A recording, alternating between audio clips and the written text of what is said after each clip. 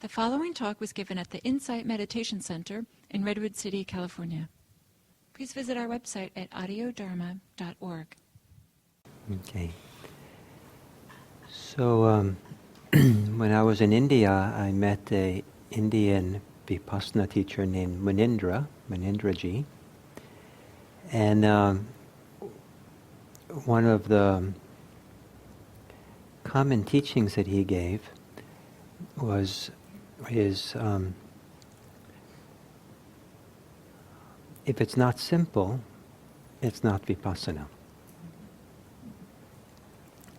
And then to me personally, he said, because I did a kind of a silly thing, I won't admit what I did, but when I told him, he said, "Gil, it's important to be simple, but not a simpleton."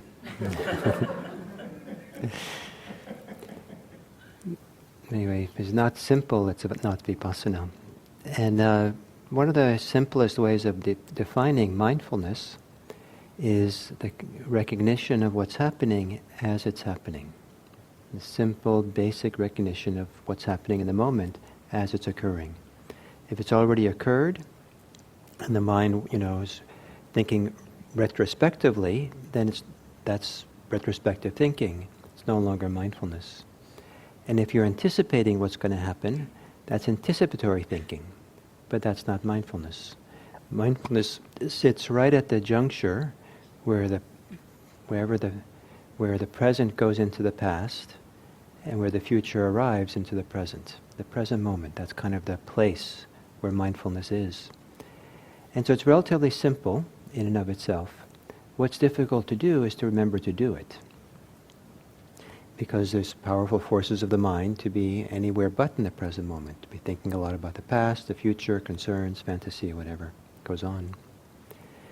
But at some point, people who do mindfulness practice, they catch on that being present, being mindful, being in the present moment, is a valuable thing to do. There's something that's very alive or meaningful, or it's something that seems very nourishing, valuable in doing that.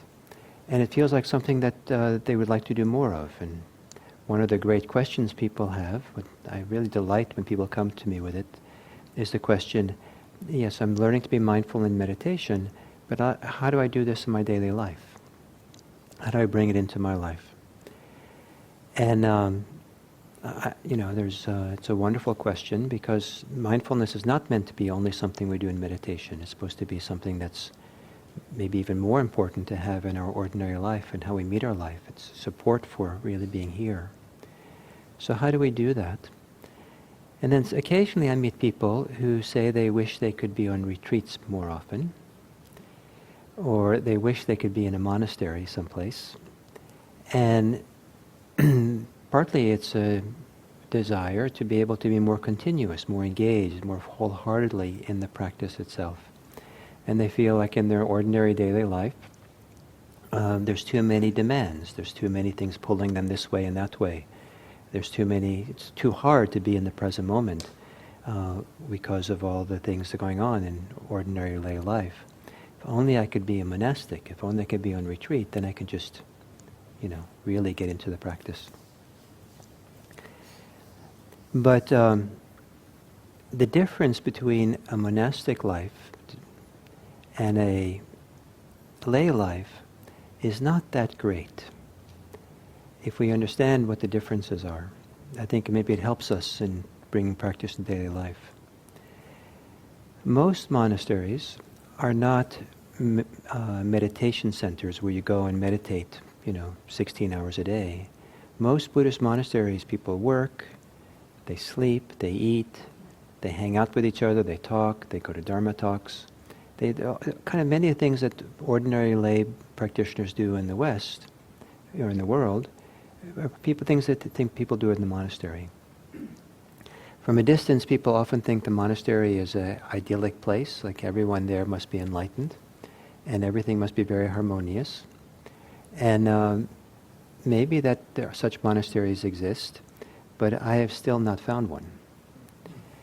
Because once you get into the community itself, you find that just maybe, more often than not in these monasteries, that it's the people who most need to be there who are there.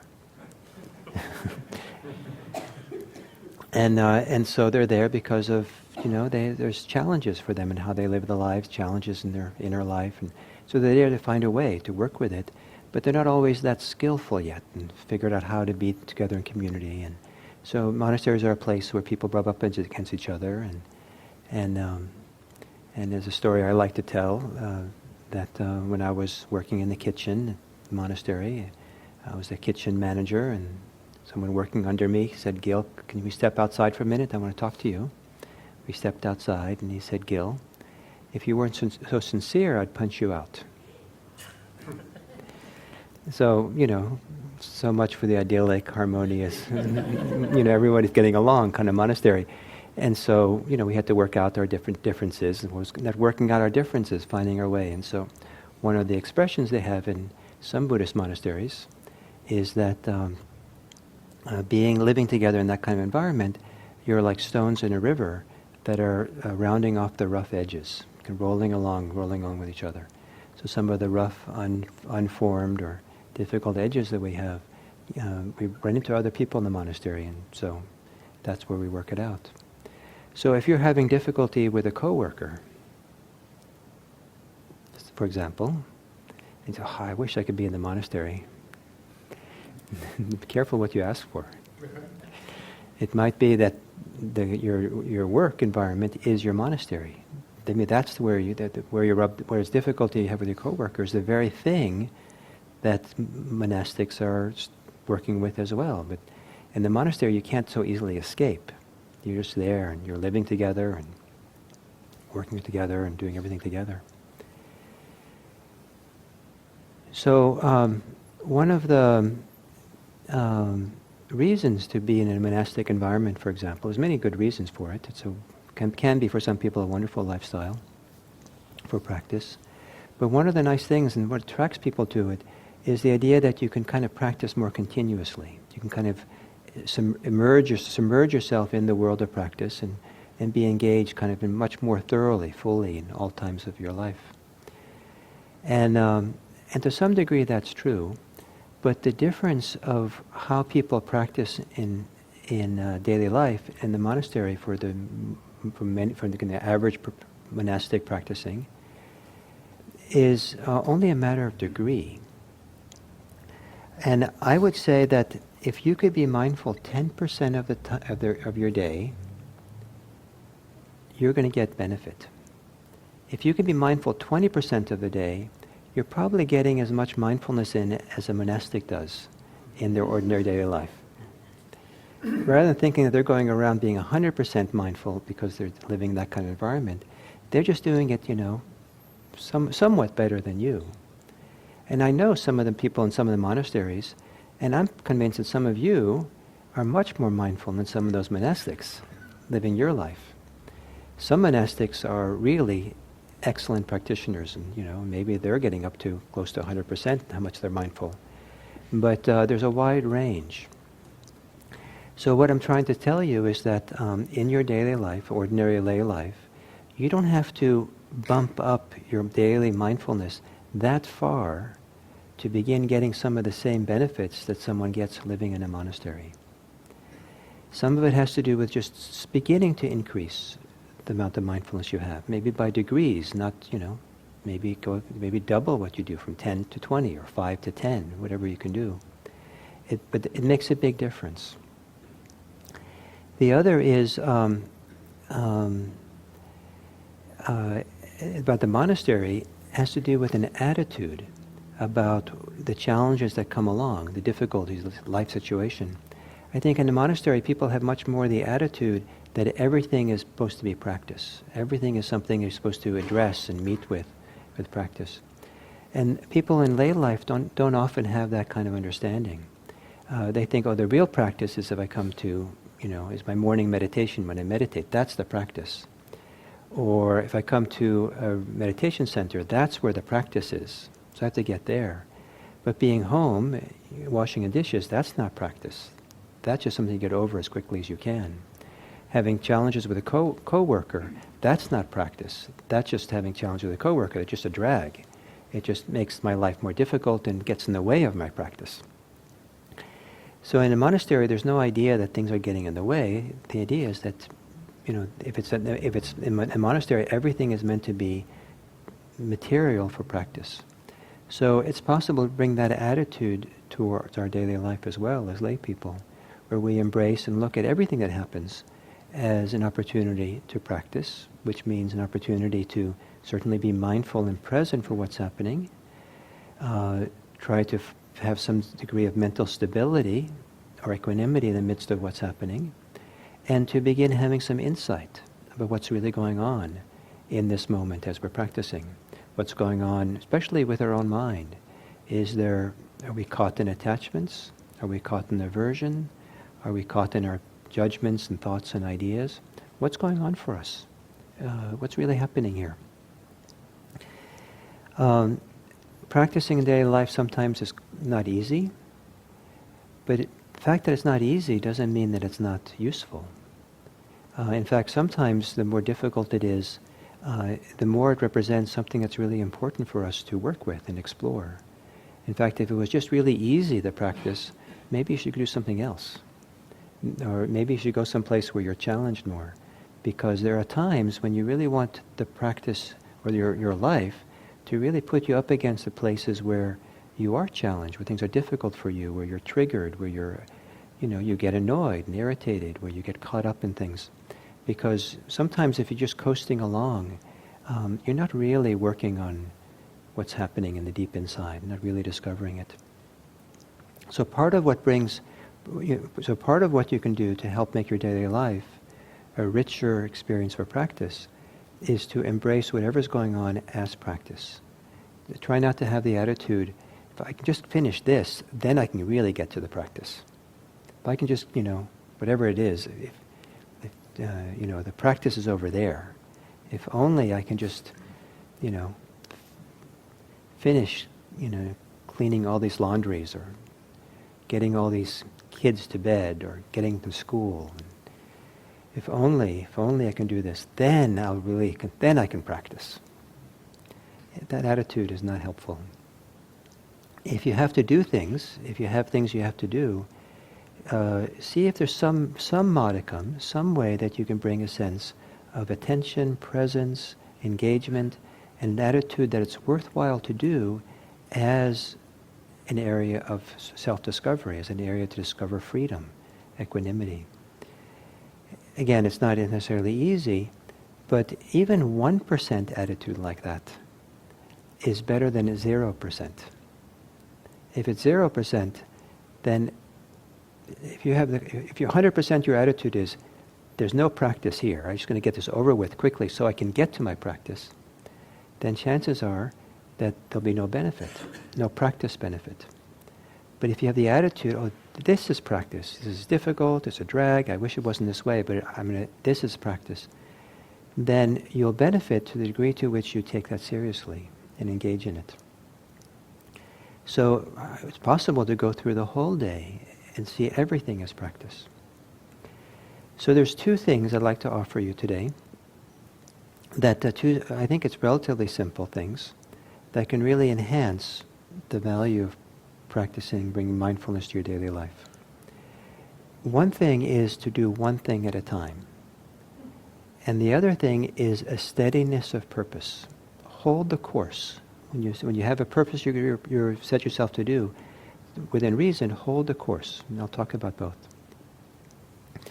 So doing one thing at a time.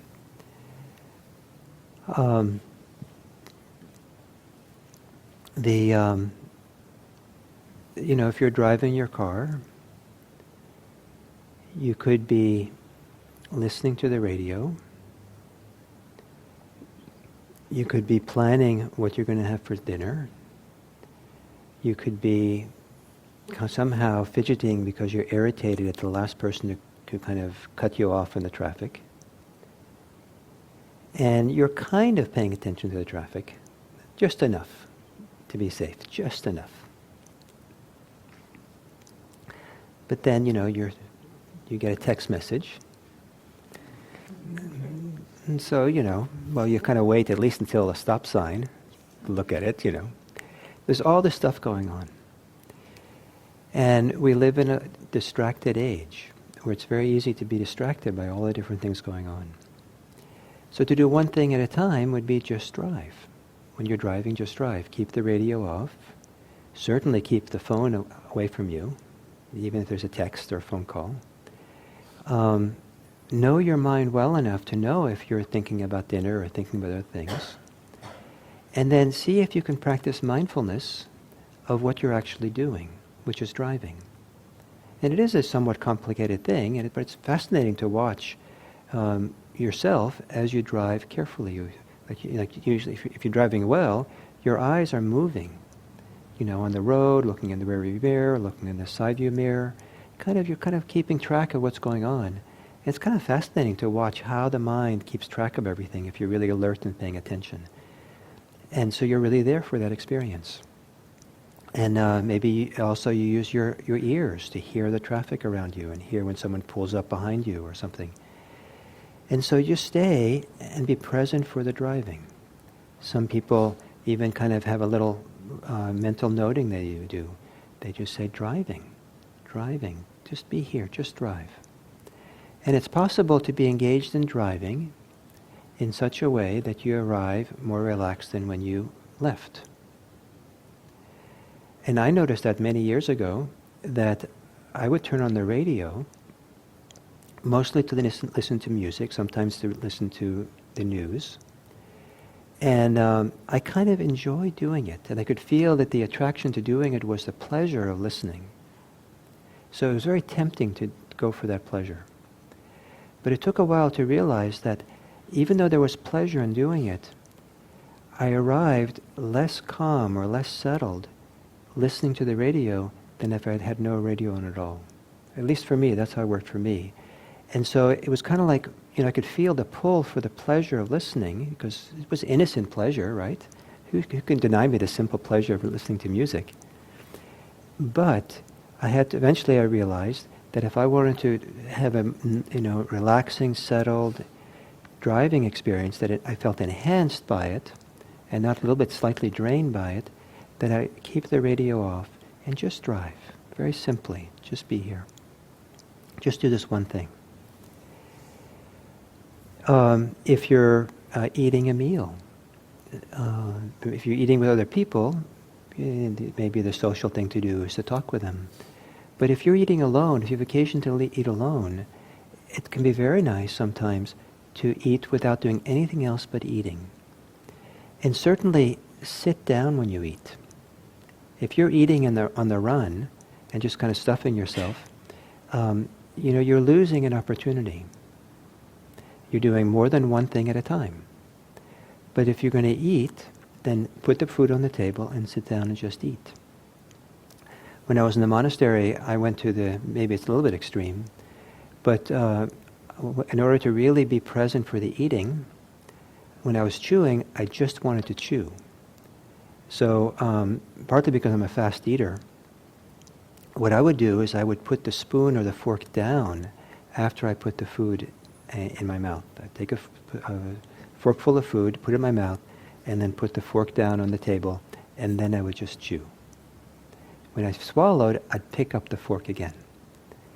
And I started doing that because if I didn't do that, then if the fork stayed in my hand, then as soon as I had put food in my mouth, the shovel would be up in front of the hole, ready for it to open, for the next thing. So I was kind of like doing two things at once.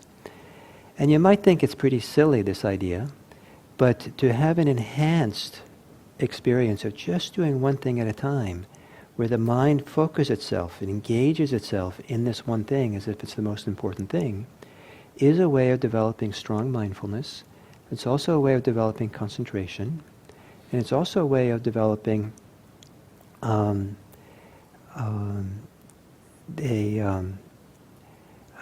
undistracted mind, where we're learning to overcome the distractions that we so easily give into.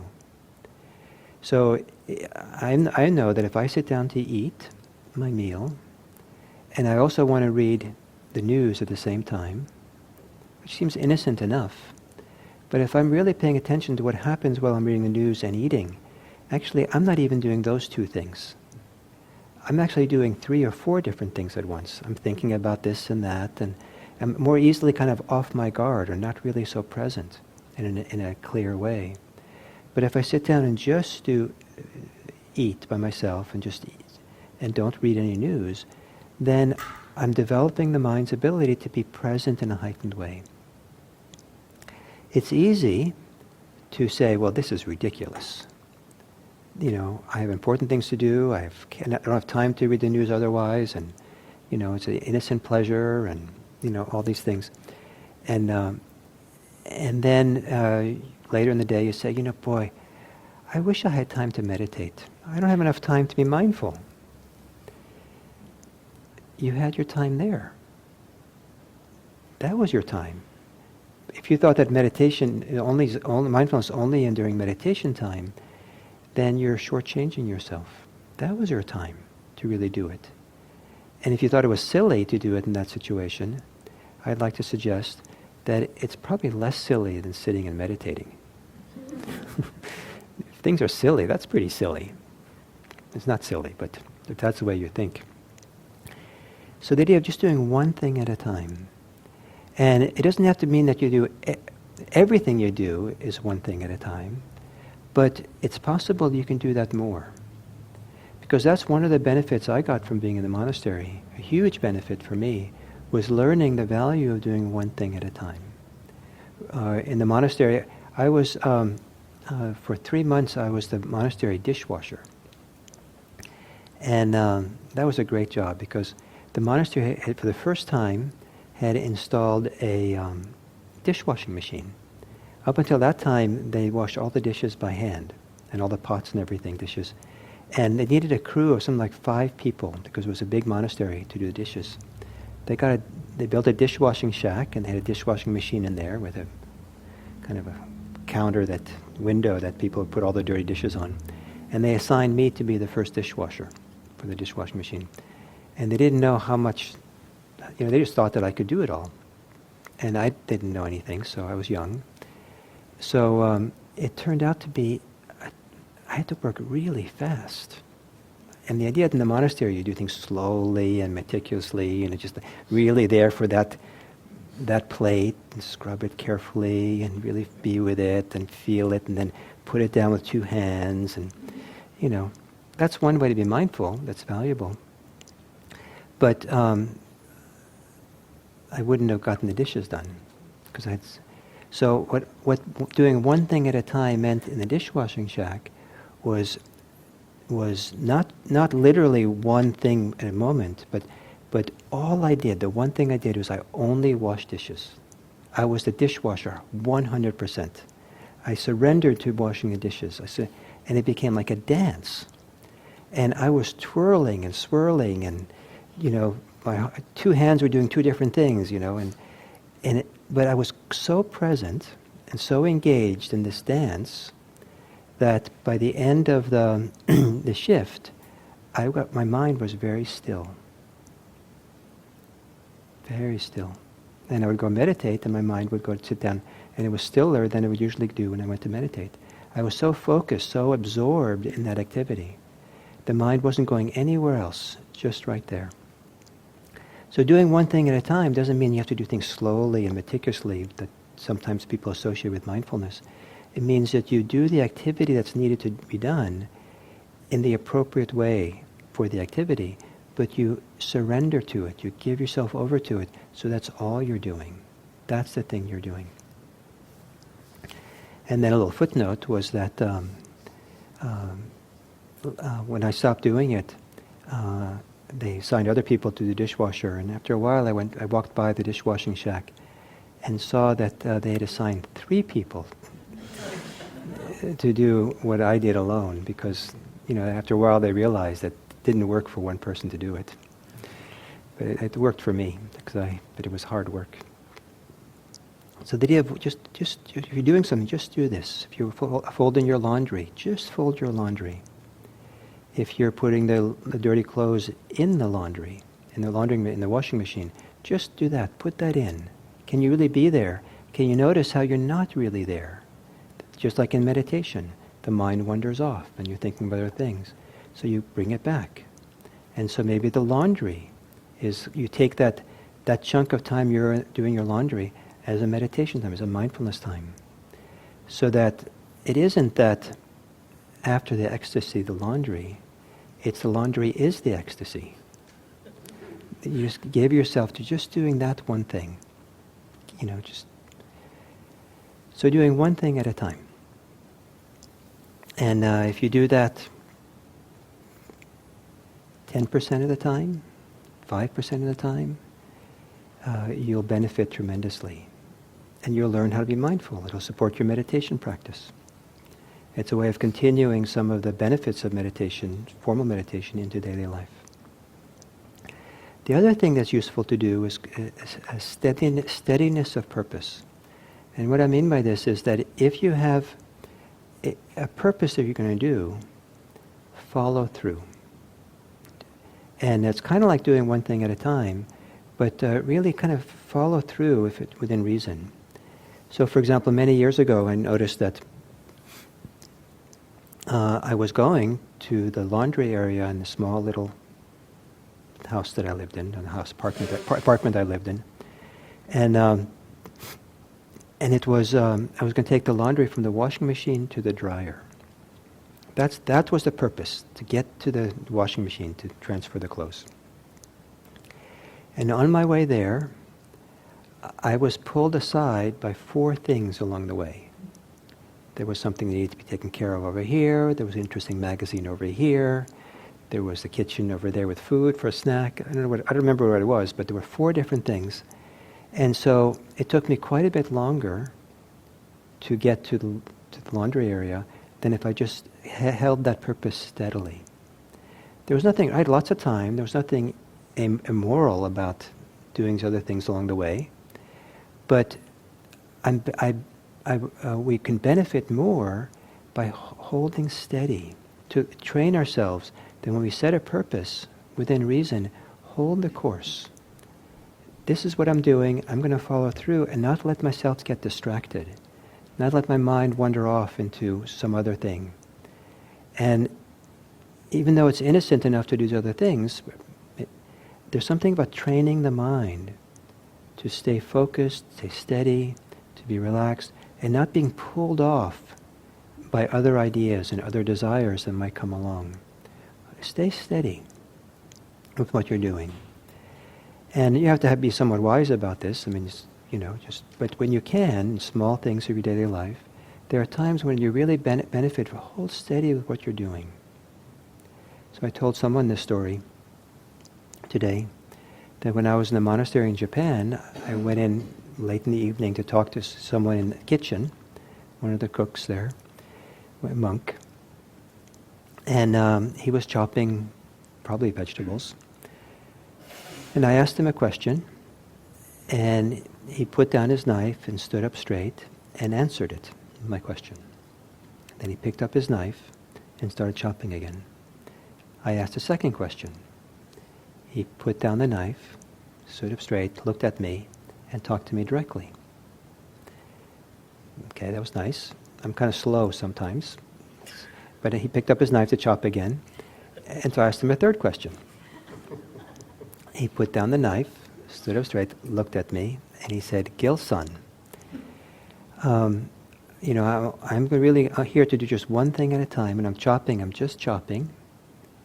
And if I have to stop for all your questions, I'm not going to get my work done." He probably said even nicer than that, but I got the message. So I said, "Okay, thank you." So I left. And so he was he had a purpose he wanted to do, and he was engaged. This is the purpose he wanted to engage in, was just the chopping right then and there. So hold it steady. This is what I'm doing. Hold it steady.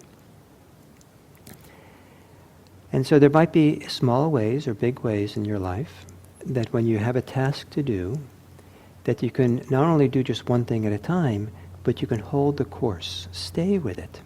Stay with it. Stay with it. And these 2 things, doing one thing at a time and holding the course have partly a function to help you, highlight for you how difficult it is to do those things. To highlight how the mind wants to do other things or wants to multitask. Highlight how you want to be, you allow yourself to be interrupted. There's desires, aversions, things come up, distractions come up in your mind. And part of the function of doing one thing at a time, holding steady with that thing, is to help show you how you get distracted, how your mind grabs onto desires and aversions, how your mind works, that you can't see very clearly if you're simply following the whim of every desire that comes along. If you have infinite freedom to just act whatever you want, you might not really see what drives you, what motivates you, what's going on over there. But if you simplify your life and just do one thing at a time and hold the course of what you're doing, then what'll become clear is that you believe that what you're doing is not interesting, that the grass is greener somewhere else, that there's better things to do, or you don't like what you're doing, it's boring, and you want to entertain yourself and get away. Or it could be that you have a strong tendency to get anxious because you have this long to-do list. And that anxiety is very motivating you to kind of rush, very motivating you to multitask, to do something. Or you have a strong tendency to want to go for comfort. And it's not so comfortable what you're doing. And so you're kind of looking for a way out to get comfortable again. So sometimes if you do one thing at a time and hold it steady, it has the value of kind of beginning to show, if you're mindful, the forces in the mind that pull you away from that.